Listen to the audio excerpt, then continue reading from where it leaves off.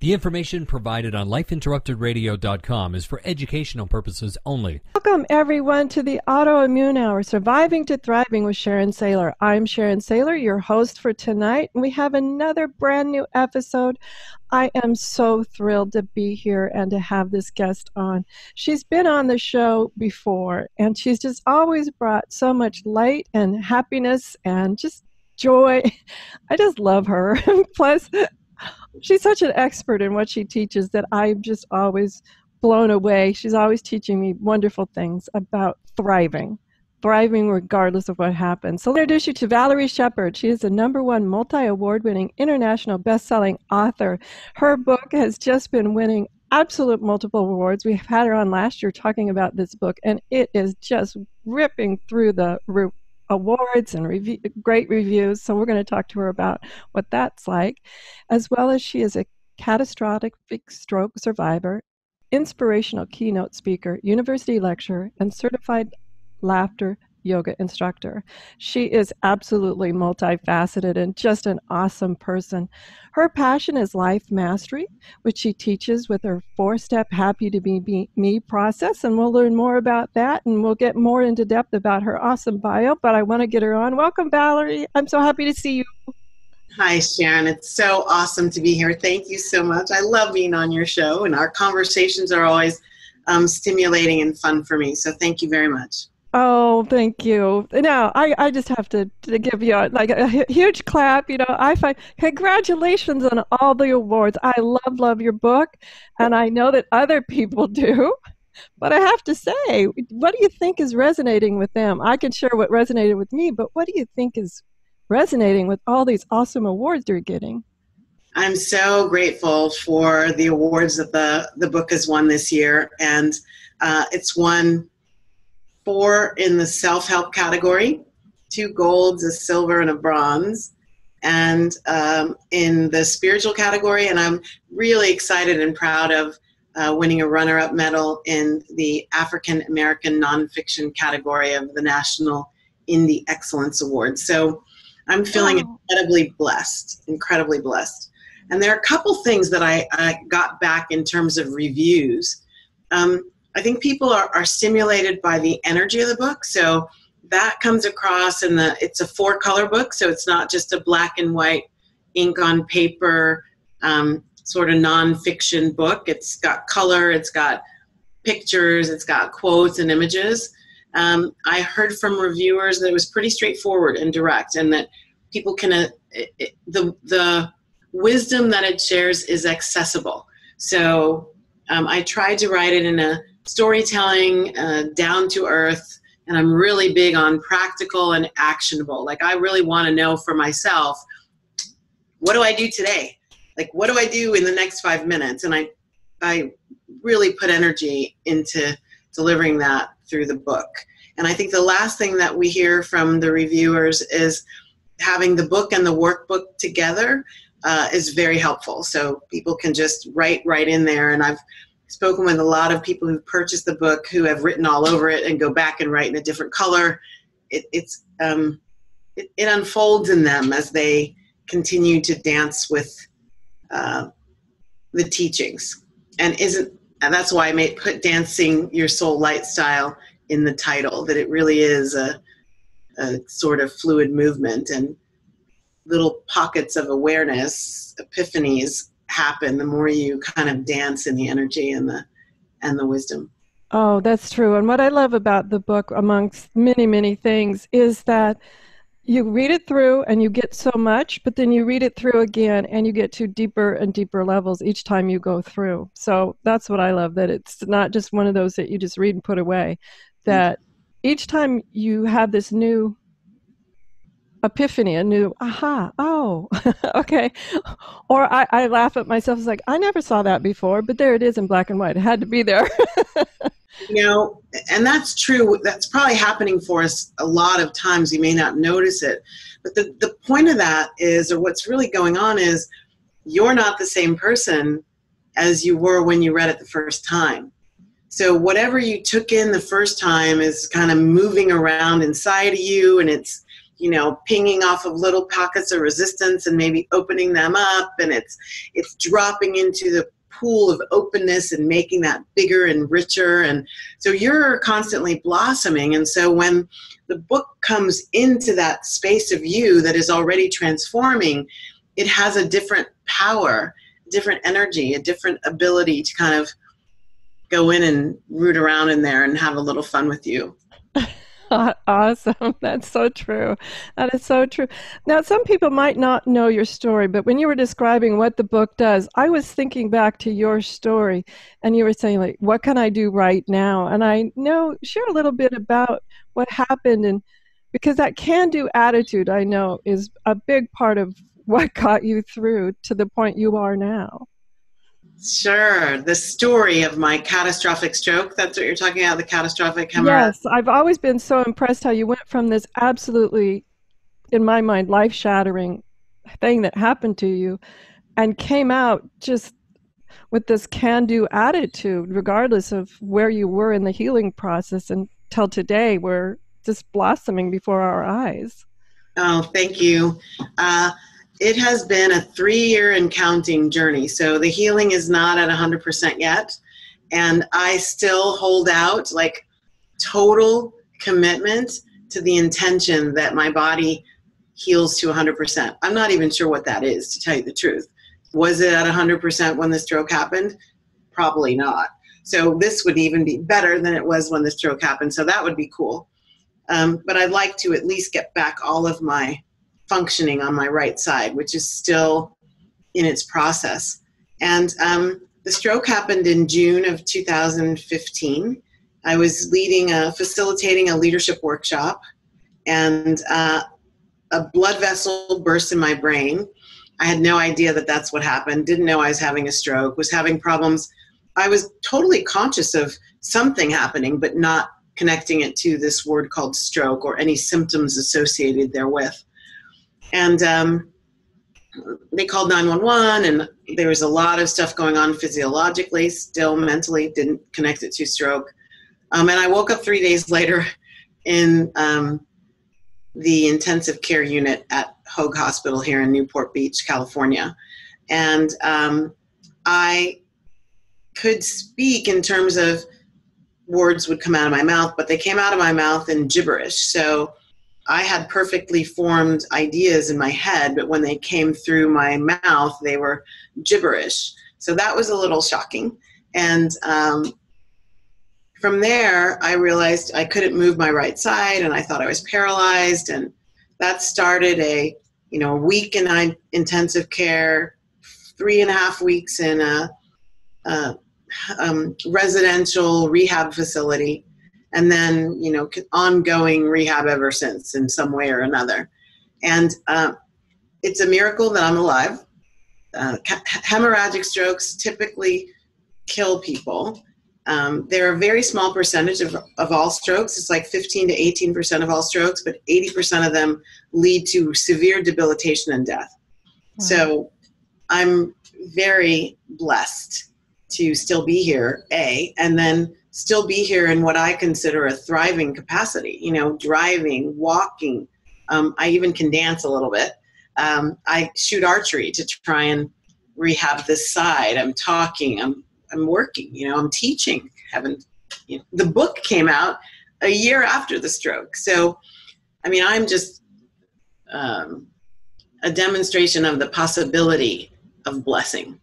Oh my gosh. And, I want to also say blessing, yes, but also the demonstration of the power of intention and the commitment to do those intentions. I've seen you set small intentions with, and I don't diminish by the word small, but they were step by step is probably a better word. Step by step intentions with knowing where you ultimately want to get at this optimal place. But I've seen you do these, what I call these little step by step intentions, and every time I see you next, it's always like, wow, awesome. Yeah, you're so right. And when I started, like step by step was, can I hold the pen? Can I get the food on the fork and into my mouth? Can I hold a glass without knocking it over? There are still those little incremental wins, that it's those little teeny pieces that add up to the bigger puzzle, that adds up to the whole vision of healing. And so to your point, Sharon, we do have to let go of getting all the way over there and really just concentrate on, okay, what am I being called into in this moment at this space and time? Is it one step or is it 100? And if I can just, in love and acceptance and allowing and receiving and gratitude and tolerance and patience, can I just be where I am and do just that piece in this place and let all the rest of it come in its own time, in their own time?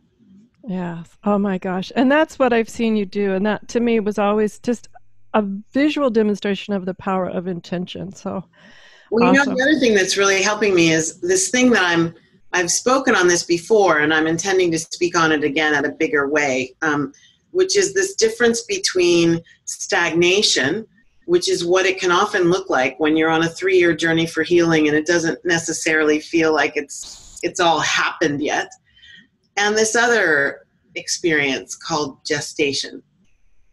And that in the act of gestation, things may look very much like stagnation, but that's not real. And depending on what you're gestating, a big idea, like an idea that's maybe the size of an elephant, may take 24 months to gestate. That's the gestation period of a baby elephant. A mouse, on the other hand, is 2 weeks. So depending on the dynamic, and we're talking about healing the brain and reconnecting the brain, the nerves, the muscle structure of my physique, that's a big idea. And I don't even know all the ways to do it. So that may take a gestational period that's longer than I'm used to thinking of or experiencing or contributing to as a person doing healing of herself. Now, I'm curious, I want to dive into something else that I see, though, that each time I talk to you, you're at this new level. Every time I talk to you, you're bringing me fantastic new ideas to expand my mind. And I want to talk to you about this conscious raising idea and how that's played into your healing. Because every time I talk to you, you've just not only healed your body, which is obvious to us all that love and adore you. We're like, wow, there she goes again. Awesome. But every time I talk to you, there's a new conscious raising. And this idea of gestation versus stagnation is awesome. And for us that are going through the healing process, it's a helpful way to look at it so we don't feel down. And maybe even have a way to talk about it with others who are like, why aren't you well yet? Because in conventional medicine, the mindset is, 10 days you'll be over it. Take 2 aspirin or an antibiotic and 10 days you'll be fine. So, or you won't, in which case you just stay that way, right? So I feel like in our Western world, we kind of have a real, very cut and dried dual awareness of everything. You're either sick or you're not. Right? You're either broken or you're fixed. And so I guess what I'm talking about is a less dual awareness, like what are the polar opposites of what I am and what I'm not, and just focusing in an awareness of what I am and what it is that I'm creating from where I am. And so that's part of it. I think that's the part that allows me to be not 100% of the time, 24/7, 365, but most of the time in a space of everything's great. It's all perfect exactly the way it is. And what I'm experiencing as me, being me, doing me in this moment is exactly right for the me that I'm being called to be, to do what I came here to do. And it's the inextricable link between the mission, vision, purpose of the higher self and the actual experiences of the self living here in this human realm, spiritual human realm, that have to come together, I think, for people to feel at that space of it's all right, even though I can't pay the bills right now. It's all right, even though I can't speak right now. It's all right, even though I've been given a diagnosis that gives me 3 months to live. Like, that piece has to come together in order for that elevated consciousness to give you an elevated view of what's in it for you, that you are where you are, experiencing what you're experiencing. Oh, wow. So much, so beautiful there. I can't wait for the transcript, Valerie. That's one of those beautiful things that you have to take word for word to take in. Absolutely. Can't wait for the transcript. As we're doing this, conscious raising, sometimes we've banished, as you know, we've banished the word survivor here. We're all thrivers here. Yeah. Hallelujah. Hallelujah, yes. I'm curious. I would say this, though, Sharon. I wouldn't necessarily banish it, right? So to me, that's in the duality. It's either or. I would say, how is it both and? So it's more of surviving is the base of what I'm doing. And I'm committed to experiencing that and more. So not that. You definitely want to survive. The question is, how can I take my level of surviving to a place where I can then say, I am thriving? So I don't think I'd banish it. I would say I'm doing survival at the platinum level. Survival at the platinum level. Okay. That's the way I try to think of it, because otherwise my little monkey mind gets caught up in the not, what I don't have versus what I have, and it just reinforces a space of living that I am committed to moving beyond. Awesome. Thank you so much. See, that's why we love Valerie. She always has these great, deep insights into nuance and how it's those little things. Remember I told you about, we'd see her making step-by-step intentions and step-by-step goals. It's these little things that really make all the difference, doesn't it? To tell you the truth, the little things are the centerpiece of all the difference.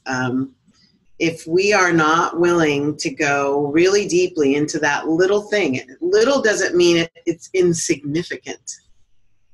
It might be small, but it may hold the key to all those major transformations and transitions that you're about to make.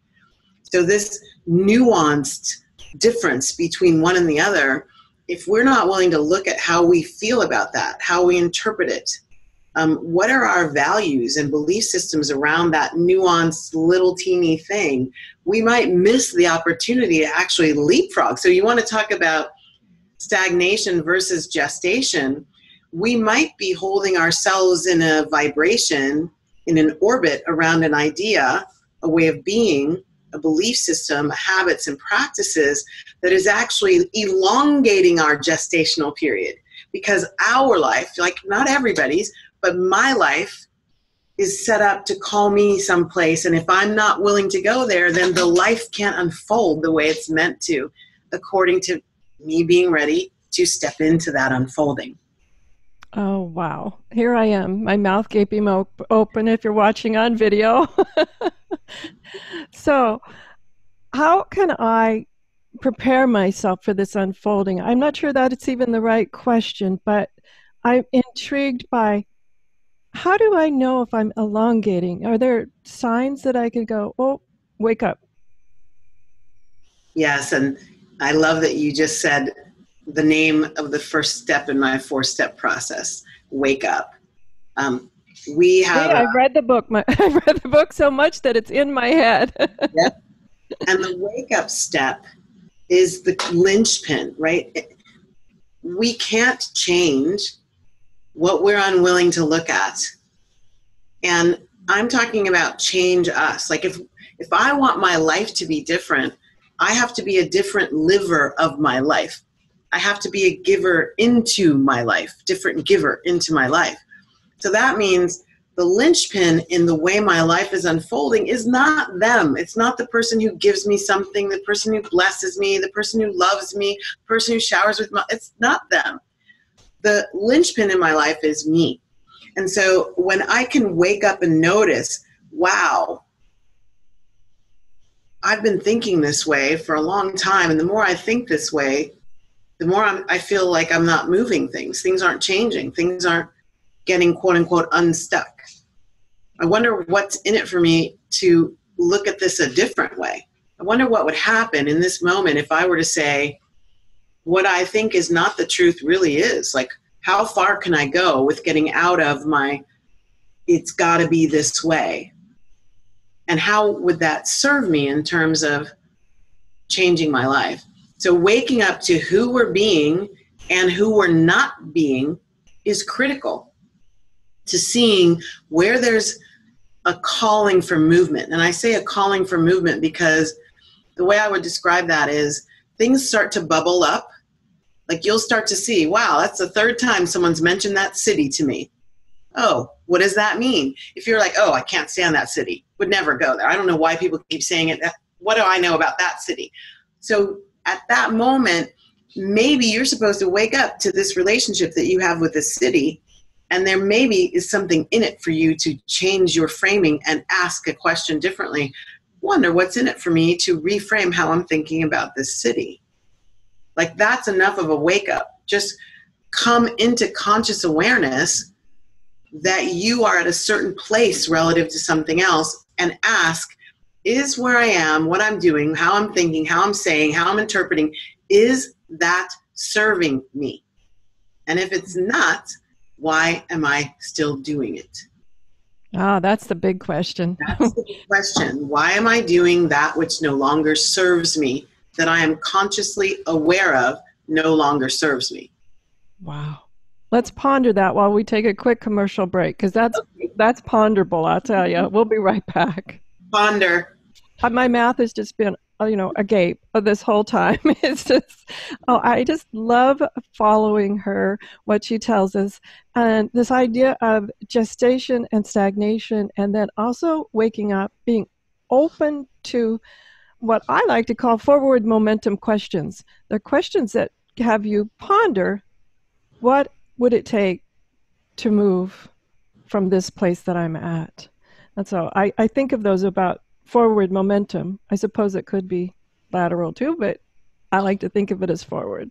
Yes, and also not only what would it take for me to move, but what's in it for me. Like we are a beingness that's conditioned to look for what do I get from it. So that's fine. I don't think there's anything wrong with that. In fact, our lives are unfolding in order for us to get the richness that they're offering. So asking, like, what more is possible if I were to shift the way I'm receiving this moment? What more is possible if I were to change the way I'm thinking about or interpreting that behavior of somebody else? Like, what's in it for me to do this shift as a part of the forward momentum that you're talking about? Oh, wow. Now, see, that to me, I have to be honest, that's a slight little trigger for me. I'm going to have to explore, Valerie. Yes. Hearing that, sort of this childhood voice of share and don't be selfish and a few things like that came up. I find that fascinating. I'll have to explore where those little words are coming from. That's beautiful. And I get that all the time. So it's not a big deal. And that's part of our conditioning as well, especially with my college students. But we're not allowed to be selfish. And I've kind of turned that on its ear. And here's where I go from all of this.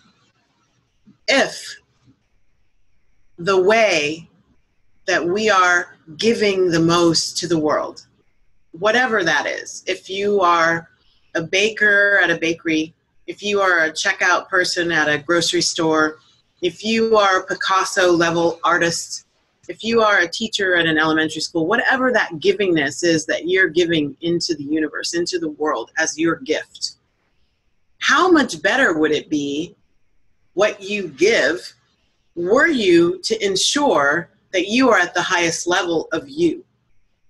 Like how much more, how many more people could you touch? How rich would be the touching of them if you were to make sure that you are well fed, that you're getting enough sleep, that you are well played, meaning you got a lot of play in and you're in touch with your inner child, that you are well healed, meaning you spend enough energy to understand what's rolling around in my subconscious that is actually holding me back, that is actually not a part of me living my purpose, living my divine dharma on the planet. If you're not giving to yourself, then you, whatever you are giving as yourself, is suboptimal. I guarantee it. It's going to have the energy that is kind of cloudy, what I call sort of influenced by the emotional junk in your trunk. There's going to be that energy in what you do. So a little bit of, I call it healthy and responsible selfishness. So where people get really freaked out about this idea of selfishness is in the part of the definition that says, I'm so focused on me that I ignore everyone else. That's not what I'm talking about. And it's also in the place where I expect you to love me. Like, it's not about me loving myself. It's about me getting everyone else to love me, love me, love me. That's narcissism. I'm not talking about that either. I am talking about a healthy and responsible relationship with the self as the foundation of every other relationship you have, whether it's with work, whether it's with family, whether it's with clients, whether it's with colleagues. It's got to start with being in a space where you matter in your own life. You matter. To you. I think that's beautiful. We're going to make that a big quote here. You matter. That to me is really big. And it reminds me of the podcast by Sarah Payton. We've had her on the show a couple of times before, like we have Valerie. So if you want to know more about this you matter that Valerie's talking about from another expert's way of doing it, check out Sarah Payton's latest podcast. She had some great self-discovery where she was actually doing a self-discovery with herself, which was so valuable. So check that out too. That's been a popular podcast. And you know, Sharon, I have heard this many times from clients that if they're going through an illness or a downturn in finances or a problem with a relationship, I won't say 100% of the time, but so often that it feels like that as they work with what's happening and they take it to what does this have to do with me, every time they're like, oh my gosh, this is happening so that I could see what I'm doing to myself. This is showing me how much I betray myself. This is showing me how many times I don't listen when I hear don't go there, and I still go thinking I'm supposed to, I have to if I'm going to be a giver or I'm going to be a selfless server. This is what I have to do, and I ignore my inner voice telling me that's not what I'm here for, and something happens to show me, look what you're doing.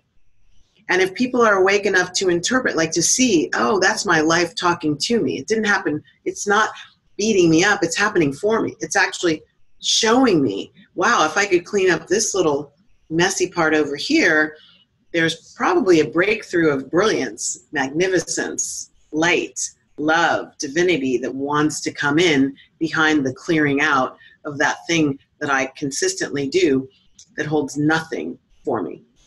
Oh, thank you. Thank you. It brought to mind a little tip that I always think about is when I'm telling my closest friends, they're telling me something, and maybe it is a bit of a critique or some forward momentum feedback. And when I say something like, but Valerie, you just don't understand.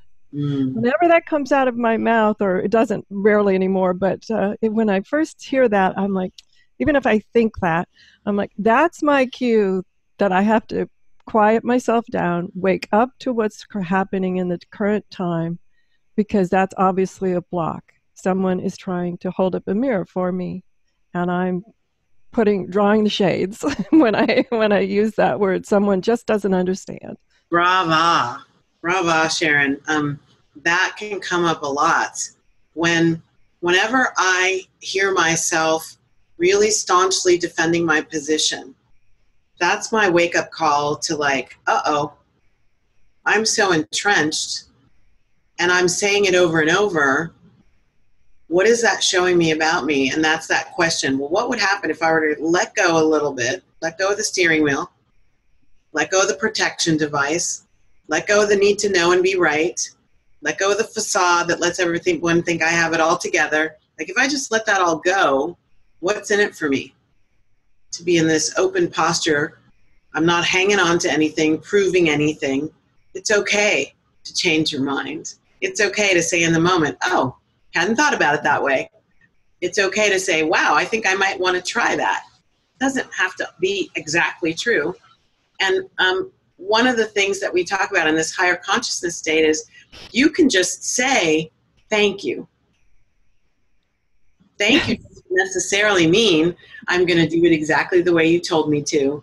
Everything you said for me is right. Everything you said about me is correct. It doesn't necessarily mean that. You can make it mean that, but that's not necessarily what it means. Thank you just means I acknowledge, understand what you're saying, and I appreciate you sharing. Oh, absolutely. In a previous interview we had not too long ago, I don't know why it came out, but it just came out of from the idea of curiosity, not judgment. And I've been sort of using that as my mantra as things come up for me. Approach with curiosity. Approach with curiosity. Isn't that interesting? Yes, and it's very beautiful. And I want to go to that word judgment because I have people tell me all the time, students and clients, they have trouble with that. Like, aren't I why would I be given a brain if I'm not allowed to judge what's right or wrong for me, or if I should go in this direction or that direction? And I understand that. And so one of the words that has come up that feels more in the heart of what people are talking about is criticalness. Mm-hmm. So I love your, I'm going to give up my criticalness and put on my cloak, my energy of curiosity. So I can still judge, discern. Judging is a part of the discerning mind. So I believe we need that. I think we're called into our higher self discernment. Our lower self, so we're back in the consciousness discussion, lower consciousness discernment and judgment comes out as criticalness, where we are finding fault with that thing, not just saying, doesn't feel right for me, judgment, discernment, but we have to put it down, denigrate it, get it out of here, make sure that we're saying that's wrong. And that's the difference between, I think, judgment, which I think of more as discerning nature, and criticalness, which is more of finding fault with. Beautiful. Thank you. Thank you. Valerie is always so good at deciphering these things for me. Just love it. We need to take one more quick commercial break. We're running a little bit behind on our breaks, guys, so we'll speed this one up and be right back. Let's talk some more, Valerie, about living happy and whole. We're approaching life with curiosity and openness, discernment, and we are doing our best to stay woken up in the moment and setting intention. What are some other tips that you have for us that we can continue to keep moving forward through it? Yes, absolutely. And I love the woke. Let's all be woke, shall we? Yeah, woke up. Woke person.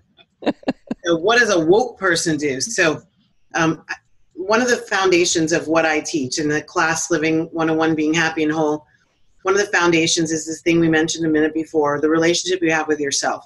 So self-mastery is all about mastering you in your life so that you can master whatever things life brings your way. And so self-mastery would be, I need to know myself really well, understand what makes me tick. If somebody triggers something in me that brings up, I don't like that, then I need to know, where did that come from? So I know for myself, when someone says something, I'm like, okay, my little 5-year-old self got triggered with that word. And it's reminding me of something that happened way back when. And then I know how to bring myself back into the present moment. That's not what's happening now. That's just a distant memory. And so I get quiet with that. So self-mastery is number one. Number two, which I think contributes to this idea of self-mastery, is getting comfortable with silence. Like really calling ourselves into a deep awareness of, connection with, and desire for more silence. And to get out of being a human doing and become more of the human being, to integrated spiritual human being. And in the silence, there are multiple gifts. And cultivating this silence within, which means quieting the head, the chatter saying, what time is it? Where am I supposed to be? Did they get my message? Have they answered my email? Yada, yada, yada, yada, yada, yada, yada, times 10,000 a day. And go into the space of the heart, which speaks less with the mental capacities of the mind and language, and gives feelings, intuition, guidance that ears are not necessary for, that we often miss when we're not cultivating this space of silence and peace within us. And then the third one that I love for the woke being is play. How important, like you saw me at the beginning, I had this here, I make faces, like I get into laughter. Play is a divine aspect of the center of you as a spiritual being. We are not here. You were not created to work hard. I don't care what your conditioning is from whatever culture you are. That is not the centerpiece. We're here to love, to be love. And in the essence of love is this energy of imagination, play, laughter, fun, and some frivolity even. And so to the extent that we can do and be that, we are actually giving rise in us, giving rise to that higher self who can actually cut that gestation period down and move us forward, propel us forward light years in our lives in a very short period of time. So those are 3 of my key tips. Oh my gosh. And I love play. I love play. That is, I even like to talk about when we're planning on doing something, just play with that. It just makes it easier. Sometimes it sounds hard, and I just throw in my mind, just play with it. And all of a sudden, it doesn't seem so daunting or difficult, which I find fascinating how little changes in words can change the whole shape of something, which I find fascinating. How many times when you haven't been focused on getting something done, you're doing something else and boom, this like, oh my gosh, that's how I solved that problem. And you stop what you're doing, write it down. Like that is showing you that sometimes disengaging from the doingness and being less focused on getting the answer actually opens up something in you for this higher self to go, here it is, my beautiful, lovely. I have it for you. It's right here. No need to work hard. And what I find fascinating, my favorite place is the shower. I know that sounds weird, but so often when I'm in the shower is when the headline will come or something else. I've been like, I just don't, and all of a sudden it's, how do you feel in the shower? Just silent, sort of, really, I don't think about anything other than sort of going through. How do you feel?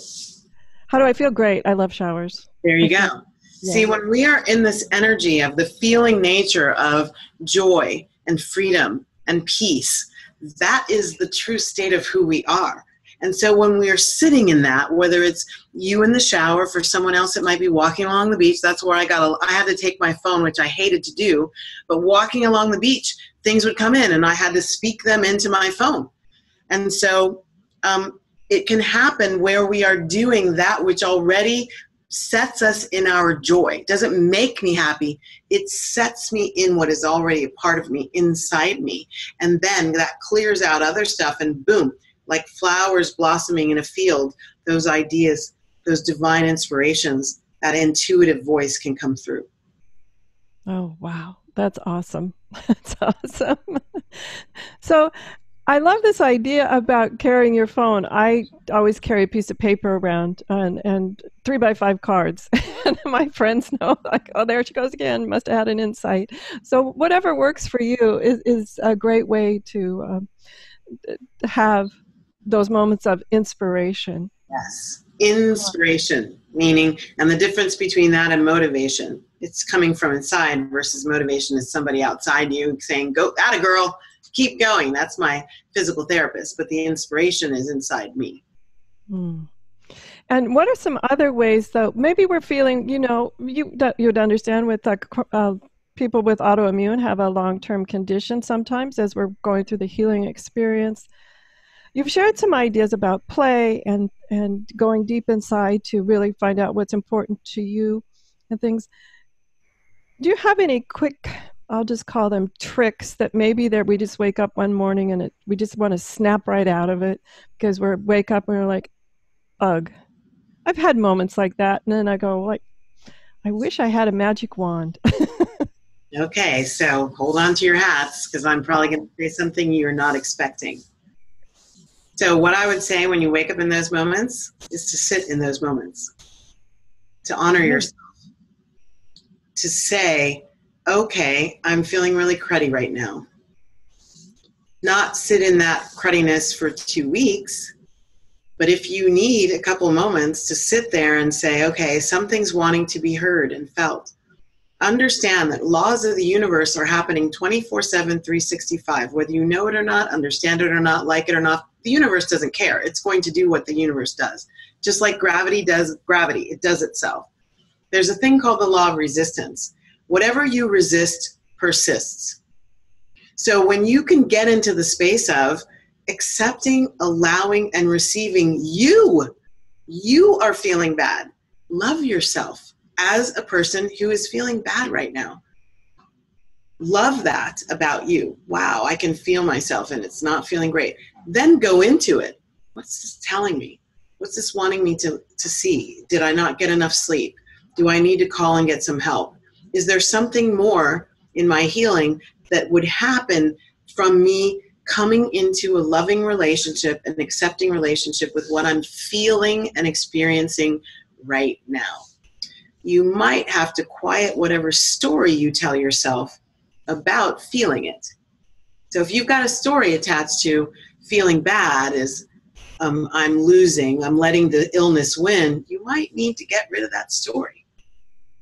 So you need to understand if you're actually holding yourself in a vibration that you don't want to be in by the fact that you won't even allow yourself to feel that I feel crappy right now.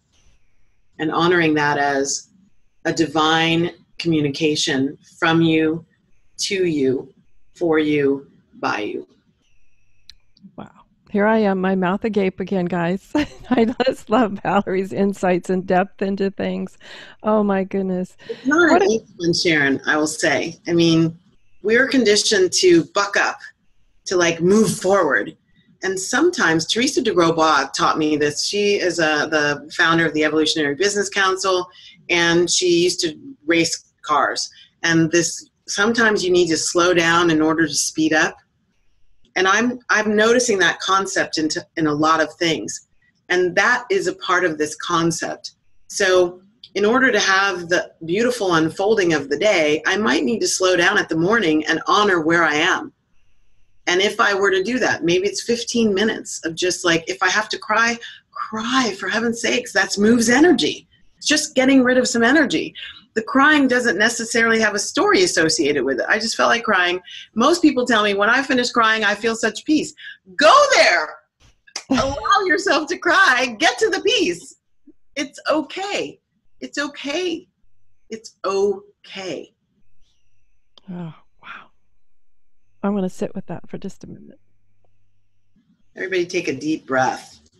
Just allow that to move in and out around you. Like where have you been holding tension around it's not okay to show that you're sometimes not in a very right relationship with what's going on with you? That doesn't make you bad. Doesn't make you wrong. It just is what you're feeling, and that needs to be honored. Fantastic. Today was one of the first days on my journey. I'm still having fun cracking eggs into a pan. And today was one of the first days when I cracked the egg and the egg shell shattered, someone in the pan, a whole bunch of the egg yolk and egg went underneath the pan on the burner. Oh, Today was the first day in 3 years when I was able to laugh at it. When it didn't cause me this level of, it didn't trigger shame or sadness. It was just kind of like, oh, well, still not doing so well with that cracking eggs on the right hand. And then when I cleaned it up and I got a new egg, I just used a little spoon, boop, tapped it on the egg and kept moving. But this was the first time. So it's an ongoing journey and we're all in it. And you can be a master of something and keep practicing it yourself. You can still do both. I think that I love that concept too, because oftentimes we hear people say, I'm so good at this or that, and yet, that over here it's falling apart. I'm glad that you bring that up, that It's all okay. That's okay. That's the important part here. The important part is that you deem it okay. I can tell you it's okay, but you've got to bless yourself. That's okay. I give that to myself. Excellent point. We're just about out of time. With Valerie and I get together, I don't know where the time goes. It just flies into deliciousness. That's all I can say. Yes. We've got about 4 minutes, and I want to make sure, any final thoughts and tips, and then where can we get your book and where can we find out more about you, my dear? Oh, thank you so much for asking. So my final tip would be, everything that I'm talking about is an unfolding. In my book title, I say light style. And that was a word choice on purpose instead of lifestyle. So light style is, the more we let go of what is not serving us, the lighter we as a countenance, as a consciousness become. And raising one's consciousness, elevating your vantage point, is the only true way that I know to have lasting happiness, meaning no matter what's going on, an illness that lasts forever, losses, whatever is going on, that you can still have this joyfulness. So that's the parting thing. It's about raising your consciousness, and the book can help you do that. You can get the book, hard copy or Kindle version, at getbook.at/living-HTBM, like happy to be me. Getbook.at/living-HTBM. And the only other thing I will do is extend an invitation to you. We don't even have the website up, but we've chosen the location for our 2019 Wholeness Palooza, which is a 3-day event to go deeper into experiencing these concepts for yourself, having transformational healings in the moment. We'll be doing healing sessions and things like that there, and laughing and playing. And even I heard there was going to be a Saturday night drumming circle with s'mores and a fire. So in the San Bernardino Mountains, and I'll share the website and everything, but I encourage you to start allowing that to be a yes in your heart. Oh, I love that. A Wholeness Palooza with Valerie and her gang. It's going to be awesome. I just know it. Oh my gosh, that's great. I love the term too. That's awesome, Valerie. Thank you so much for being on the show. You always bring so much information and insight and things that we can immediately put into use, which we just so appreciate about you. And congratulations on the award, with all the awards you've won on the book. It is an awesome book. Be sure and go get it. I will have the URL that she put there at understandingautoimmune.com. So you didn't happen to write it down really quick, go ahead and do that.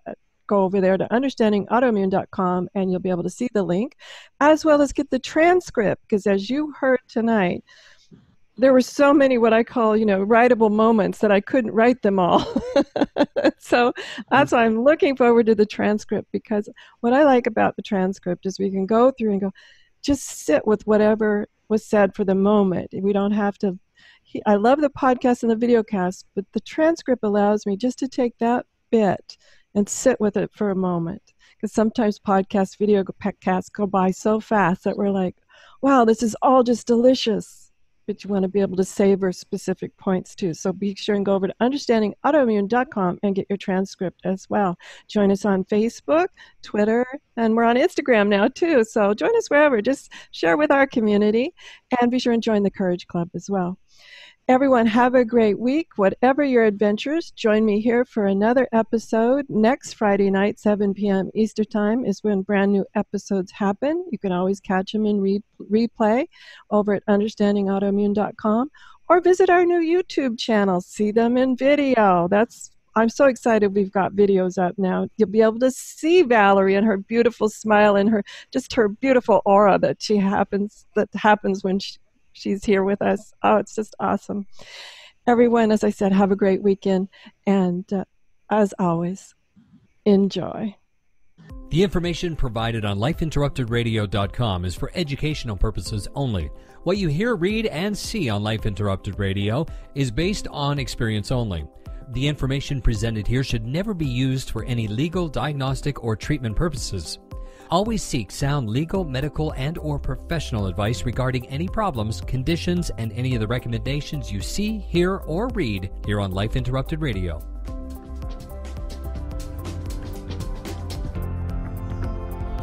You've been listening to Life Interrupted Radio. To learn more, listen to other shows, and gain free resources that can help empower your life, be sure to stop by lifeinterruptedradio.com.